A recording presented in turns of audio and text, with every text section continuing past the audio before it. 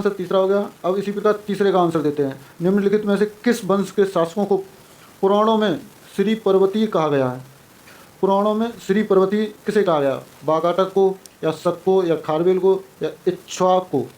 तो इसमें आंसर हमारा सही बी आंसर सही हो जाएगा। बी आंसर को सही होता है। इसी प्रकार चौथा क्वेश्चन दे रहा है, किसके सिक्कों पर बुद्ध का अंकन हुआ है? किसके सिक्कों का पर बुद्ध का अंकन हुआ है? तो इसमें चौथे का आंसर दे रहा है हमारा बिम कट विशेष, बी दे रहा है कनिष्क, सी दे रहा है नहपान और डी दे रहा है बुद्धगुप्त। तो अब आपको बताना है चौथे का सही उत्तर कौन सा है। चौथे का सही उत्तर हमारे हिसाब से डी है, बुद्धगुप्त। इसी प्रकार आगे चलते हैं 5 नंबर क्वेश्चन पर।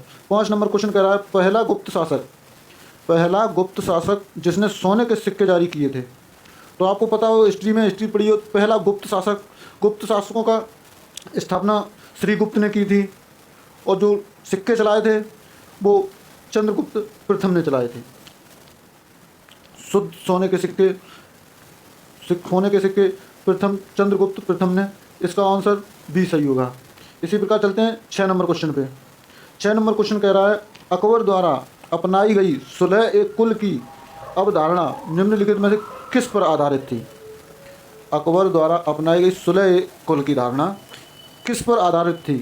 तो इस पे आंसर जाता है ऑप्शन नंबर ए, राजनीतिक उदारता। नंबर बी, धार्मिक सहनशीलता। नंबर सी कहता है उदारवादी सांस्कृतिक दृष्टिकोण। नंबर डी कहता है उपरोक्त सभी। तो आपको बताना है कौन सा सही होगा। इसमें आंसर मेरा जा रहा है सही, option number B. Option number B बिल्कुल राइट आंसर है। इसी प्रकार बढ़ते हैं क्वेश्चन नंबर 7 पे। क्वेश्चन नंबर 7 कह रहा है, अकबरकालीन सैन्य व्यवस्था आधारित थी, किस पर आधारित थी अकबर द्वारा? ये मनसबदारी पे आधारित थी, या जमींदारी पे, या सामंतवादी पे, या आयन ए दहसाला? ये किस पे आधारित थी? तो आपको आंसर नंबर ए जाता है, ये मनसबदारी थी। और सामंतदारी चोल वंश में थी, चोल, चेर, जो नीचे दक्षिण शासक थे उनमें। और क्वेश्चन नंबर 8 कहता है, इसी प्रकार क्वेश्चन नंबर 8 देखते हैं। 8 कहता है, निम्नलिखित में से किस युद्ध में एक पक्ष द्वारा प्रथम बार तोपों का उपयोग किया गया था? तोपों का उपयोग पहली बार जो किया गया था वो पानीपत के प्रथम युद्ध में किया गया था। जो पानीपत के प्रथम युद्ध में प्रथम बार तोपों का उपयोग किया गया था। इसी प्रकार चलते हैं क्वेश्चन नंबर 9 पे। क्वेश्चन नंबर 9 कहता है, मंगोल आक्रमणकारी चंगेज खां भारत की उत्तर पश्चिम सीमा पर निम्नलिखित में से किसके काल में आया था? क्या कह रहा है इसमें, उत्तर पश्चिम सीमा पर किसके शासनकाल में आया था? ये किसके शासनकाल में आया था? ऑप्शन 9 नंबर का ऑप्शन नंबर दे रहा है अलाउद्दीन खिलजी, इल्तुतमिश, बलबन, या कुतुबुद्दीन ऐबक। तो इसका ऑप्शन नंबर बी जाता है। ऑप्शन नंबर बी सही होता है। इल्तुतमिश के शासनकाल में चंगेज खां भारत की उत्तर पश्चिम सीमा पर आया था। और क्वेश्चन नंबर 10 कहता है, उच्च पुरापाषाण युगीन हड्डी की बनी मातृ देवी की प्रतिमा कहाँ से प्राप्त हुई है? जो पुरापाषाण युगीन हड्डी की जो बनी मातृ देवी की प्रतिमा है वो किस जगह से मिली है? तो इसका ऑप्शन आता है ए, उत्तर प्रदेश के बेलन घाटी से। Option number B, Madhya Pradesh में सोन घाटी से। ऑप्शन नंबर सी, मध्य प्रदेश के नर्मदा घाटी से। ऑप्शन नंबर डी, महाराष्ट्र में गोदावरी घाटी से। तो इसमें ऑप्शन नंबर मेरा सही आता है ए नंबर, उत्तर प्रदेश के बेलन घाटी से। ये पुरापाषाण काल में युगीन हड्डी की मातृ देवी की मूर्ति की प्रतिमा मिली थी उत्तर प्रदेश के बेलन घाटी से। इसी प्रकार आते हैं क्वेश्चन नंबर 11 में। क्वेश्चन नंबर 11 कह रहा है, दिल्ली का प्रथम मुस्लिम शासक कौन था? तो इसमें कुतुबुद्दीन ऐबक दिया है, बी नंबर इल्तुतमिश दिया है, सी number Razia Sultan, D number Balban. तो इसमें आपको बताना सही ऑप्शन क्या है। सही ऑप्शन मेरा रहेगा इल्तुतमिश। इल्तुतमिश मेरा करेक्ट आंसर रहेगा। इसी प्रकार आते हैं 12 नंबर क्वेश्चन पे। 12 नंबर क्वेश्चन कह रहा है, निम्नलिखित में से विक्रमशिला विश्वविद्यालय की स्थापना किसने की? विक्रमशिला विश्वविद्यालय की स्थापना किसने की? तो पहला नंबर है गोपाल, दूसरा नंबर है धर्मपाल, तीसरा नंबर है देवपाल, चौथा नंबर है महिपाल। तो मेरा आंसर जाएगा 12 नंबर का धर्मपाल। धर्मपाल एकदम करेक्ट आंसर है। इसी प्रकार आते हैं 13 नंबर क्वेश्चन पे। 13 नंबर क्वेश्चन कह रहा है, हर्ष ने अपनी राजधानी थानेश्वर से कहाँ स्थानांतरित की? ये हर्ष का मतलब है हर्षवर्धन, ये वर्धन वंश से थे हर्षवर्धन। इनकी थानेश्वर से कहाँ पर स्थित की थी राजधानी?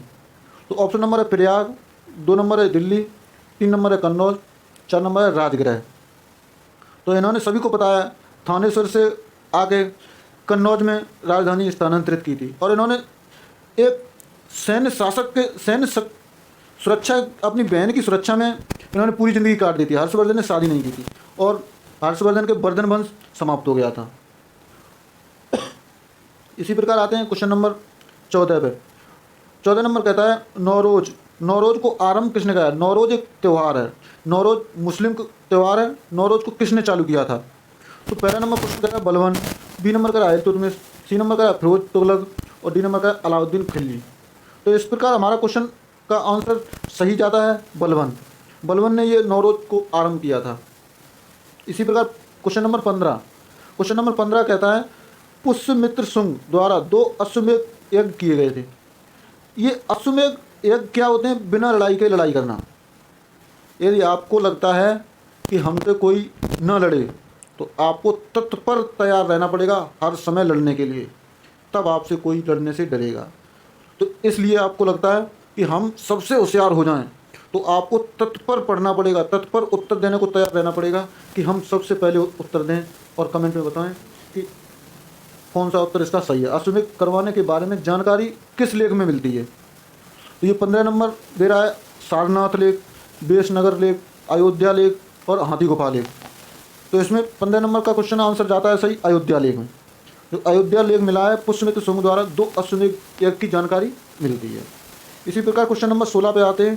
क्वेश्चन नंबर 16 कहता है कोई व्यक्ति किसी व्यक्ति से उसका धर्म, संप्रदाय या जाति न पूछे, यह कथन किसका है? तो यह कथन रामानंद जी का है। रामानंद जी ने कहा था धर्म, संप्रदाय या जाति न पूछ के, उसकी जाति व्यवस्था को न देख के, उसके धर्म को न देख के कोई दुर्व्यवहार न होना चाहिए, ये रामानंद जी ने कहा था। इसी प्रकार क्वेश्चन नंबर 17। क्वेश्चन नंबर 17 पे आते हैं। 17 कहता है निम्नलिखित में से किस सुल्तान ने एक नगर बसाया जहां अब आगरा है? ये किस सुल्तान ने आगरा को बसाया था? क्वेश्चन आंसर ऑप्शन नंबर है A Mohammad bin Tughlaq, option number B है Firoz Tughlaq, option number C है Bahlol Lodi, option number D है सिकंदर लोदी। अब आपको बताना है 17 नंबर का, क्वेश्चन नंबर 17 का आंसर कौन सा होगा? क्वेश्चन नंबर 17 का आंसर सिकंदर लोदी होगा, सिकंदर लोदी। आंसर नंबर सही आता है सिकंदर लोदी। आगे बढ़ते हैं क्वेश्चन नंबर 18। क्वेश्चन नंबर 18 कह रहा है दिल्ली के किस सुल्तान के विषय में कहा गया है कि उसने रक्त और लौह की नीति अपनाई? रक्त और लौह की नीति अपनाई सभी को पता है बलबन। बलबन ने अपने शासनकाल में रक्त और लौह की नीति अपनाई। बहुत कड़े शासन में कड़ी व्यवस्था रखी है हर चीज़ में। क्वेश्चन नंबर 19 पे आते हैं। 19 कहता है टोपरा मेरठ से 2 अशोक स्तंभ लेख दिल्ली कौन लाया? जो टोपरा अभिलेख हैं मेरठ से 2 अशोक के लिखवाए गए अभिलेख थे, तो ये दिल्ली में कौन लाया था? तो 19 नंबर क्वेश्चन का ऑप्शन सी सही होता है, Firoz Shah Tughlaq, Firoz Shah Tughlaq. Question number 20। Question number 20 कहता है निम्नलिखित में से कौन त्रिकोणात्मक संघर्ष का हिस्सा नहीं था? त्रिकोणात्मक संघर्ष का हिस्सा नहीं था। तो इसमें दे रहा है प्रतिहार शासन, बी दे रहा पाल शासन, ये राष्ट्रकूट शासन, ये चोल शासन। ये इसमें आंसर नंबर आपको बताना है कौन सा सही होगा। इसमें 20 क्वेश्चन नंबर 20 का आंसर डी होगा, चोल शासन। ये चोल शासन दक्षिण शासक थे, ये आपको बताते हैं। दक्षिण में चोल शासकों का वर्चस्व अच्छा रहा।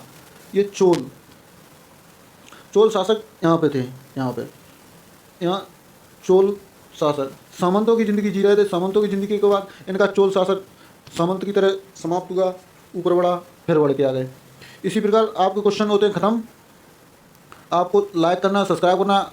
क्लास कैसी लगी आपको बताना है, कमेंट में ज़रूर बताना। लाइक करो, सब्सक्राइब करो। थैंक यू, जय हिंद।